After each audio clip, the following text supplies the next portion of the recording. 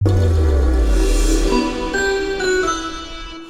Hello engineer, स्वागत है आपका फिर से एक बार। मैं हूं इंजीनियर टिकेश कुमार और आज हम लोग देखने वाले हैं कि रॉक पे आपका सेल्फ फाउंडेशन का डिज़ाइन कैसे होता है। तो अभी तक जितना भी हमने देखा, जो भी हमने टेस्ट परफॉर्म किया या जो भी कैलकुलेशन हमने किया, यहाँ पे शियर क्राइटेरिया, सेटलमेंट क्राइटेरिया, जितने भी सारी चीज़ें हमने देखी, सारा कुछ था सॉइल के लिए और सॉइल के लिए ही हम पढ़ रहे थे और बार बार मैं सॉइल का ही जिक्र कर रहा था।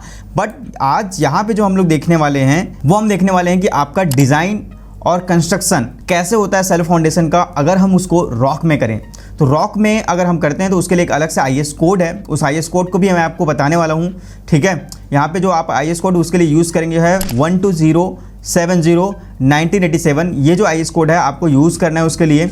तो उससे पहले मैं कुछ इंट्रोडक्शन पार्ट, जिसमें आपको कैलकुलेशन या फॉर्मूलेस बताने से पहले आपको कुछ जो आपके दिमाग में परसेप्शन बैठाना चाहता हूं कि रॉक में अगर हम फाउंडेशन बनाएंगे तो कौन कौन से ऐसे फैक्टर्स है या ऐसे कौन कौन से मेथड्स है जिससे कि हम बेरिंग कैपेसिटी फाइंड कर सकते हैं, या यहाँ पे हम एक डिफरेंस जो है वो क्रिएट करने की कोशिश करेंगे कि अगर हम सॉइल पे कंस्ट्रक्शन करते हैं तब क्या चीज़ हम करते हैं और जब हम रॉक पे करते हैं तब कौन सी चीज़ों को ध्यान में रखना पड़ता है।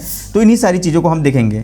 तो यहाँ पे आप देखेंगे सबसे पहला इंट्रोडक्शन में सॉइल फाउंडेशन और रॉक फाउंडेशन के बारे में यहाँ पे मैंने लिखा है। ठीक है, तो सॉइल क्या होता है, सॉफ्ट होता है और सेटल होने के चांसेस जो है एज़ कम्पेयर टू रॉक ज़्यादा होता है। ठीक है, और सॉइल में जब हम फाउंडेशन डिज़ाइन करते हैं तो उसमें क्या रहता है, हम दो क्राइटेरिया वहाँ पे देखते हैं, शियर और सेटलमेंट, जिसको हम लोग जो है बेरिंग कैपेसिटी एंड सेटलमेंट भी बोलते हैं। ठीक है, तो वहाँ पे हम सॉइल की बेरिंग कैपेसिटी फाइंड करते हैं और सेटलमेंट फाइंड करते हैं, और वो जो है लिमिट के विद इन रहना चाहिए, ये हम जो है ध्यान रखते हैं। ठीक है, वहीं पे रॉक की बात करूँ तो रॉक जो है आप सभी जानते हैं कि वो हार्ड होता है और ज़्यादा स्टेबल होता है सॉइल से। ठीक है, तो यहाँ पे हम लोग जो है डिज़ाइन कंसिडरेशन क्या करते हैं, तो यहाँ पे हम जो है जो हमारा रॉक होता है उसका डिसकंटिन्यूटीज़ को हम जो है वहाँ पे चेक करते हैं। ठीक है, उसके ओरिएंटेशन को चेक करते हैं, उसके स्ट्रेंथ को चेक करते हैं, उसके प्रेशर को चेक करते हैं with the help of various method of the calculating bearing capacity of rock. तो सबसे पहला एस्पेक्ट जो हमको ध्यान देना चाहिए वो है हमारा जियोटेक्निकल कंसिडरेशन। जियोटेक्निकल कंसिडरेशन में सॉइल के लिए तो आपको पता है कि सॉइल में हम लोग जो क्या करते हैं, सॉइल कोहेसिव है कि नॉन कोहेसिव, ये हम फाइंड करते हैं। उसका फ्रिक्शन एंगल क्या है कि अगर उसको हम फ्रीली छोड़े तो वो किस एंगल पे जाके ठहरेगा।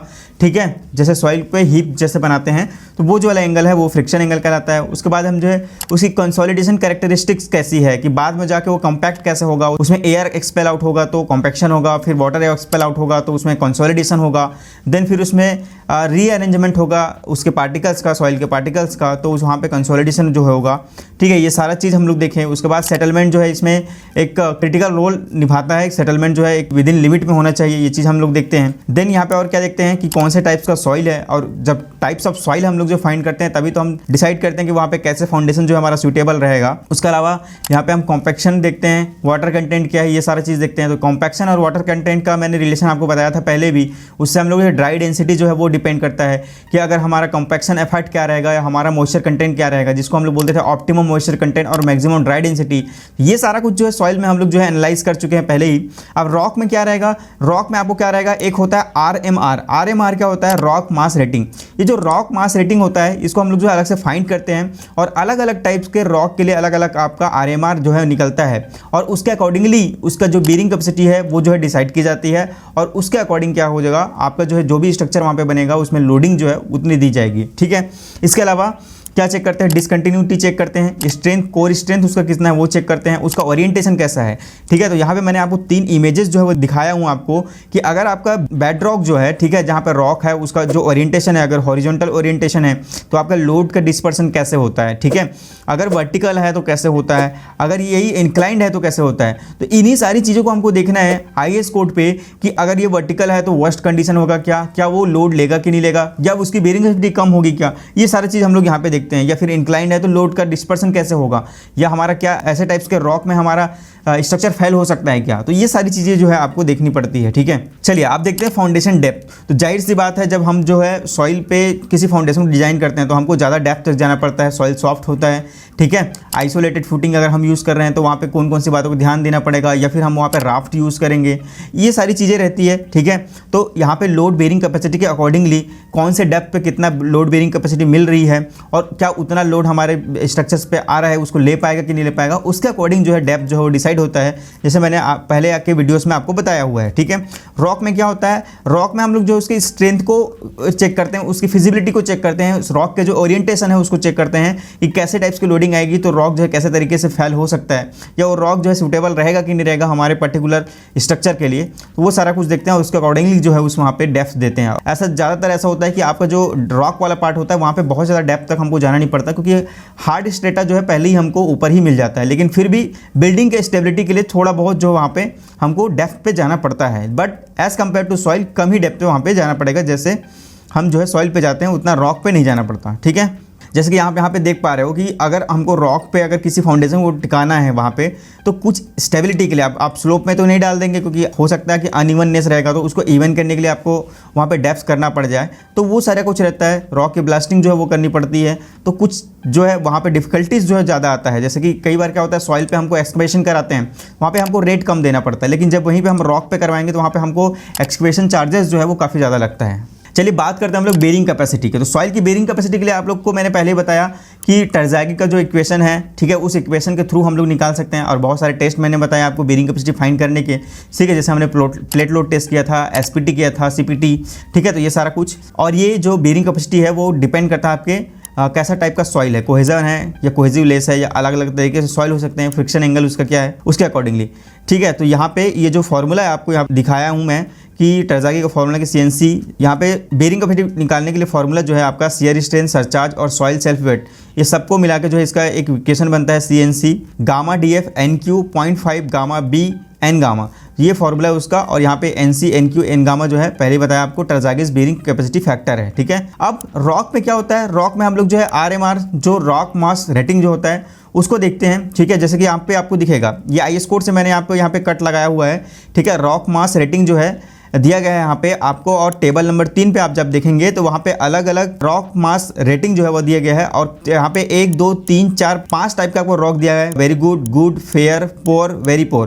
तो यहाँ पे आपको उसका वैल्यू दिया गया है, और उसकी बेरिंग कैपेसिटी है नीचे दी गई है कि कितना RMR होगा तो उसका बेरिंग कैपेसिटी क्या होगी, तो इससे आप जो है अंदाज़ा लगा सकते हैं। ठीक है, तो ये सारा कुछ रहता है यहाँ पे। उसके अलावा देखते हैं हम लोग सेटलमेंट एनालिसिस।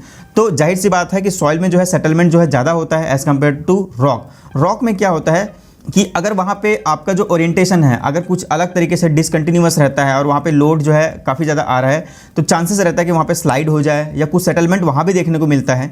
ठीक है, लेकिन एज़ कम्पेयर टू सॉइल आपका रॉक में जो है सेटलमेंट जो है वो कम दिखता है। इसलिए हम लोग जब सॉइल में जब फाउंडेशन रखने की कोशिश करते हैं तो वहाँ पे सेटलमेंट जरूर चेक किया जाता है, बट रॉक में ऐसा ज़रूरी नहीं है। ठीक है, बट फिर भी विद इन लिमिट हो, इस बात का हम ध्यान रखते हैं, क्योंकि उसमें भी क्राइटेरिया दिया हुआ है। IS कोड में आपको ये सारी चीज़ें जो है मैं दिखाने वाला हूँ। ठीक है, अब देखते हैं कंस्ट्रक्शन टेक्निक्स में क्या होता है। तो कंस्ट्रक्शन टेक्निक्स में जब सॉइल रहता है तो हम क्या करते हैं, एक्सकवेशन करते हैं, और नॉर्मली एक्सकवेट हो जाता है, चाहे तो हम उसको मैनुअली करवा लें या फिर हम JCB से करवा सकते हैं। ठीक है, लेकिन यहाँ पे आपको ध्यान देना पड़ता है, एक्सकवेशन कराने के बाद जब हमारा फाउंडेशन बनता है तो कॉम्पैक्शन बहुत ज़रूरी होता है यहाँ पे, तो कॉम्पैक्शन पे ध्यान देना पड़ता है। ठीक है, उसके अलावा आपका हो सकता है कि अगर सॉइल की क्वालिटी अच्छी ना हो तो वहाँ पे ग्राउंड इंप्रूवमेंट की ज़रूरत पड़े, तो सॉइल में ये सारी चीज़ें की जाती है। बट रॉक में क्या होता है, एक्सकवेशन के लिए थोड़ी सी डिफिकल्टी जाती है, रेट भी ज़्यादा लगता है, लेबर चार्जेस भी ज़्यादा लगता है, या फिर अगर आप JCB से कराना चाहेंगे रॉक की एक्सकवेशन तो वहाँ पर बहुत मुश्किल होता है, वहाँ पर ड्रिल मशीन के थ्रू जो है तोड़ा जाता है, फिर उसमें एक्सकवेट किया जाता है। और यहाँ पर जो सॉइल इंप्रूवमेंट जो मैथड्स है उसकी ज़रूरत नहीं पड़ेगी, क्योंकि ऑलरेडी जो रॉक होता है वो हार्ड स्टेटा होता है, उसमें जो लोड लेने की क्षमता जो होती है एज़ कम्पेयर टू सॉइल ज़्यादा होती है। ठीक है, तो इसमें क्या होता है कि अगर हमको रॉक में एक्सकवेट कराना है तो ब्लास्टिंग वगैरह करने की ज़रूरत पड़ सकती है। जैसे यहाँ पे आप देख पा रहे हैं इमेज में, ये रॉक पे खड़ा हुआ है, लेकिन बिल्डिंग की स्टेबिलिटी के लिए कुछ डेप्थ हमको जाना पड़ता है, जिसके लिए हमको कुछ डेप्थ करना पड़ता है, या वो ब्लास्टिंग के थ्रू हो सकता है या फिर ड्रिलिंग के थ्रू हो सकता है। ठीक है, तो ये करना पड़ता है। जैसे यहाँ पे आपको ब्लास्टिंग का इमेज दिख रहा होगा, तो जो कंस्ट्रक्शन साइट पे बहुत सारे रॉक्स को हटाना होता है वहाँ पे ब्लास्टिंग भी की जाती है। अब कुछ एग्जांपल्स बताता हूँ मैं, जैसे कि सॉइल पे या रॉक पे अगर है तो ठीक है, तो सॉइल पे आपने फेलियर तो बहुत सारे तरीके के देखे होंगे, सेटलमेंट की वजह से वहाँ पे क्रैक्स वगैरह देखे होंगे, फाउंडेशन फेलियर की वजह से, ठीक है, बहुत सारे फैक्टर्स होते हैं, उसके वजह से आपने कुछ इस तरीके के जो क्रैक्स हैं वो देखे होंगे। बट अगर आप सोचेंगे कि मैं अगर रॉक में बनाता हूँ घर तो मेरा जो बिल्डिंग है बिल्कुल सेफ रहेगा, उसमें क्रैक नहीं आएगा, ऐसा ज़रूरी नहीं है। वहाँ पे देखना पड़ता है कि सॉइल का ओरिएंटेशन कैसा है, उसका कोर स्ट्रेंथ कैसा है, उसी सारी चीज़ों को चेक करना पड़ता है। और इसीलिए अगर हम रॉक में भी बना रहे हैं घर, तो वहाँ पे भी हमको बेयरिंग कैपेसिटी फाइंड करनी पड़ेगी, वहाँ पे भी हमको लोड का असेसमेंट करना पड़ेगा, और वहाँ पे भी सेफ्टी का ध्यान रखना पड़ेगा। जैसे कि आपका रिसेंटली जो आपका जोशीमठ वाले इलाके में हुआ, तो वहाँ पे टेक्टोनिक्स प्लेट्स जो है वो खसक रहे थे, तो है तो वहाँ भी चट्टान वाला एरिया, वहाँ पे सॉइल वाला भी एरिया है, लेकिन कुछ मूवमेंट जो होता है अर्थक्वेक की वजह से, उसके वजह से भी क्रैक्स जो हैं वो आते हैं। तो आपको चट्टान्स में भी या फिर रॉक्स में भी आपको कुछ चीज़ें जो है वो एनालिसिस करनी पड़ती है। तो उस एनालिसिस के लिए आपको इंडियन स्टैंडर्ड ने IS कोड दिया हुआ है। उस IS कोड, कौन सा IS कोड है, तो इसके लिए हम लोग रेफरेंस लेंगे IS कोड 12070 1987 का, ठीक है। इसको रिफॉर्म्ड किया गया है 2010 में, और ये क्या है, code of practice for design and construction of shallow foundation on rock. मतलब आपको अगर शैलो फाउंडेशन बनाना है रॉक में, तो आपको इस IS कोड को भाई फॉलो करना पड़ेगा। और इस IS कोड में जैसा बोला गया है, उसकी बेयरिंग कैपेसिटी फाइंड करेंगे, या कितनी डेप्थ तक जाएंगे, या कितनी सेटलमेंट क्राइटेरिया होनी चाहिए, वो सारा कुछ, उसके फॉर्मूलेज जो है कैसे निकालेंगे, तो वो सारा कुछ वहाँ पे दिया हुआ है। तो नेक्स्ट वीडियो में हम लोग इसी IS कोड पे चर्चा करेंगे और देखेंगे कि क्या कुछ हमको रॉक में फाउंडेशन अगर हम लगाते हैं तो उसके लिए हमको ध्यान रखना पड़ेगा। तो इंजीनियर्स अब तक के लिए इतना ही। सीखते रहिए, पढ़ते रहिए सिविल गुरुजी के साथ। धन्यवाद।